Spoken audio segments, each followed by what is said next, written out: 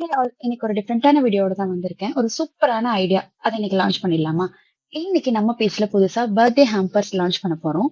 So இதோட speciality என்னன்னு பாத்தீங்கன்னா, உங்களோட லவ்ட் ஒன்ஸ்க்கு நீங்க கிஃப்ட் பண்ணணும்னு நினைக்கிற ஜுவல்லரிய நம்ம பக்காவா பார்த்து ஹேண்ட்மேடா ரெடி பண்ணி, வீடியோல நீங்க பார்த்துட்டு இருக்க மாதிரி குட்டியா கியூட்டான ஒரு லவ் நோட் நீங்க சொல்ற லைன்ஸ் வச்சு எழுதி, பர்த்டே பர்சனுடைய நேம் போட்டு ஹாப்பி பர்த்டேன்னு விஷயம் பண்ணி அழகா பேக் பண்ணி, நீங்க யாருக்கு பர்த்டே கிஃப்ட் பண்ணணும்னு நினைக்கிறீங்களோ அவங்களுடைய அட்ரஸ்க்கே டைரக்டா கொரியர் பண்ணிடுவோம்.